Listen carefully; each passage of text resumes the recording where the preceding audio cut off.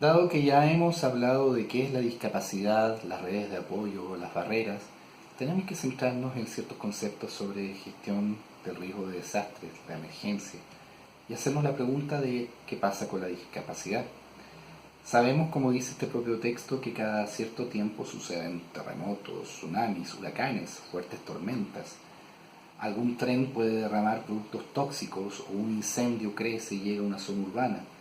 Lo importante, como hemos señalado aquí, es estar preparados y preparadas, dado que tales eventos desastrosos pueden ocurrir en cualquier momento y lugar. Les voy a compartir acá, esperen haga aquí este esquema, que también ustedes lo van a encontrar aquí en su texto, que nos habla de que las emergencias pueden darse en cualquier situación, como una emergencia o catástrofe se da en cualquier situación. El momento puede ser la mañana, el mediodía, la tarde, la noche, a cualquier hora. El lugar puede ser su hogar o domicilio, lugar de trabajo, estudios o rehabilitación, espacio público como calles, parques, paseos peatonales, podría haber estadios, lugares donde uno vaya a cantar, bailar, en trayecto, cuando vas en transporte público o privado o sencillamente desplazándote a pie. Lo importante es que esto es posible que suceda en cualquier momento, lugar y que te pille de cualquier forma. Para eso se debe estar preparado o preparada. Y es lo que nosotros queremos abordar aquí. Quiero ir diciendo de que el conocimiento sobre la gestión del riesgo de desastres puede salvar vidas. Por tal motivo, es muy importante saber, entender todo lo que podamos sobre emergencias. Por eso, a continuación vamos a explicar con algunas láminas algunos conceptos que son muy importantes de saber. Fíjense que acá uno de los primeros conceptos que vamos a ver es la identificación del riesgo de desastres, porque sabemos que cada lugar del mundo es distinto. A veces dentro de un mismo país, una misma zona de un país, puede cambiar.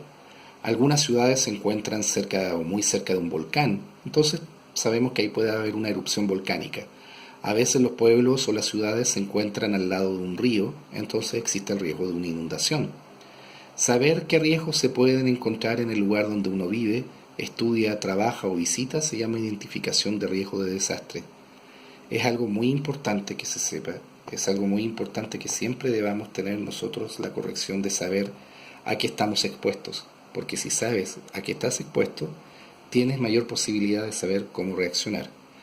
Entonces, esto que acabamos de mencionar es de vital importancia. Siempre buscar qué sucede y qué pasa.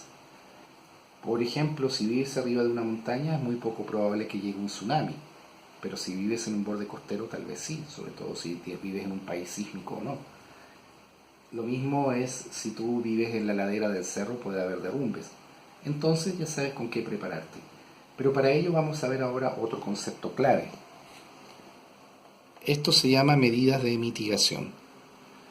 Cuando una ciudad se encuentra en un lugar que se inunda cada año y construye canales que buscan disminuir los daños que puedan suceder por las inundaciones, entonces estamos hablando de medidas de prevención y de mitigación.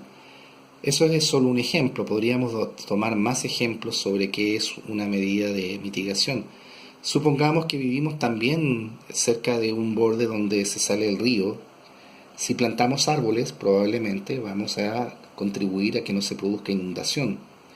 Si nosotros vivimos en un lugar que generalmente ha sido, digamos, afectado por fuertes lluvias, tener un buen sistema de drenaje y alcantarillado para aguas lluvias es una muy buena idea, lo mismo que saber construir los techos de las casas para que estos no cedan ante el peso y la fuerza de la lluvia. Todo esto son medidas de prevención y de mitigación. Como ven, es muy importante ir conociendo estos detalles y estas fichas aparecen en el manual que ustedes recibirán. Pero saben que hay veces que uno utiliza como si fuesen sinónimos algunas palabras. Generalmente decimos lo mismo por emergencia, desastre, catástrofe. No son exactamente lo mismo y ahora vamos a ver otra ficha. Lo interesante es que estas fichas todas han sido acompañadas con dibujos que ilustran los conceptos que aquí estamos diciendo. En las anteriores se veía aquellos temas de posibles emergencias que daban, otras se veían las mitigaciones que se hacían y aquí vemos a alguien atendiendo la emergencia. Una emergencia es tal cuando una comunidad enfrenta una fuerte tormenta o tal vez avalancha o incendio, terremoto o cualquier otro tema, pero logra atender los problemas que esos eventos le ocasionan sin necesitar apoyo, ayuda de otras comunidades o del gobierno. Entonces, lo que ha sucedido es una emergencia.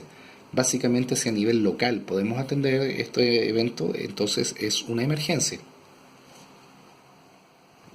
Es importante ver las diferencias porque ahora vamos a ver qué otros efectos pueden pasar. Acá tenemos algo que ya de alguna manera habíamos desarrollado, pero me parece muy interesante mencionar. Vamos a mostrar lo que son las barreras cuando estas afectan a personas con discapacidad y emergencias.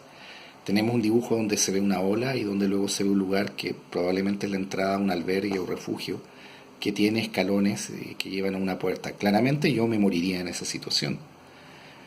Durante una emergencia, las barreras del entorno pueden costar la vida de personas con discapacidad. Si hay un incendio y las vías de escape son escaleras, barreras físicas, por ejemplo, entonces una persona que usa silla de ruedas puede quedar atrapada, resultando lesionada o incluso puede morir. Si se da una alerta en las noticias sin un intérprete de señas, que esto es una barrera de la comunicación, puede esta persona no enterarse de la alarma y no escapar. Entonces podría morir nuevamente. Eliminar barreras salva vidas. Qué importante es conocer estos temas, ¿no? Porque aquí tenemos otro punto que quiero compartirles que es muy, muy importante. Cuando tenemos los planes de emergencia inclusivos, aquí se ve una persona con una lista planificando acompañada de otra persona con discapacidad, ambas son mujeres.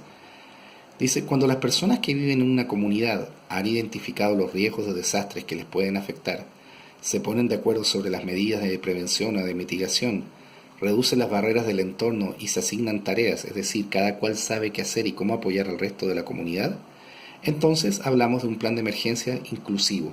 La inclusión es cuando es algo que sirve a todas las personas.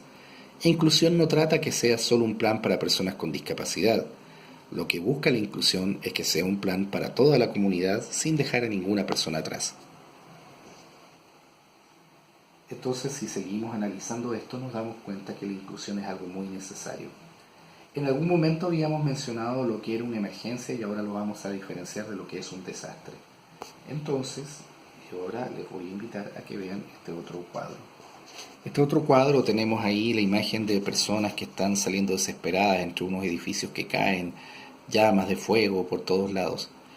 Cuando una comunidad vive un fuerte terremoto, un huracán o tal vez la erupción de un volcán o los efectos de una sequía muy prolongada y hay una gran destrucción, se han perdido muchas vidas y las autoridades locales no pueden atender a todas las personas y necesitan ayuda del gobierno y de otras autoridades, entonces estábamos hablando de desastre.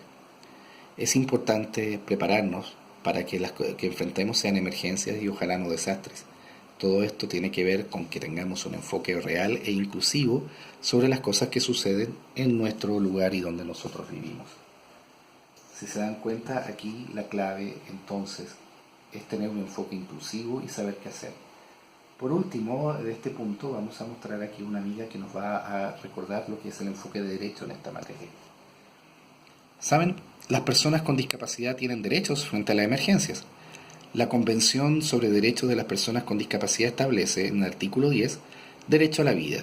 Aquí dice que los Estados partes reafirman el derecho inherente a la vida de todos los seres humanos y adoptarán todas las medidas necesarias para garantizar el goce efectivo de ese derecho por las personas con discapacidad en igualdad de condiciones con los demás. En el artículo 11, sobre situaciones de riesgo y emergencias humanitarias, los Estados partes adoptarán, en virtud de las responsabilidades que les corresponde con arreglo al derecho internacional y en concreto el derecho internacional humanitario y el derecho internacional de los derechos humanos, todas las medidas posibles para garantizar la seguridad y la protección de las personas con discapacidad en situación de riesgo, incluidas situaciones de conflicto armado, emergencias humanitarias y desastres naturales. Como han podido apreciar, todos ustedes, jóvenes, chicos y chicas con o sin discapacidad, tienen derechos. Y al ser personas con discapacidad también lo están. Pero hay una gran diferencia entre tener derechos que solo figuran en el papel a tener derechos que se dan en la realidad. Y para que esto sea realidad no solo requerimos de los adultos o tu red de apoyo, te necesitamos a ti, que puedes ser un agente de cambio, un joven, una chica, un chico, que pueden cambiar y mejorar la realidad. La realidad va a ser mejor solo si tú lo quieres.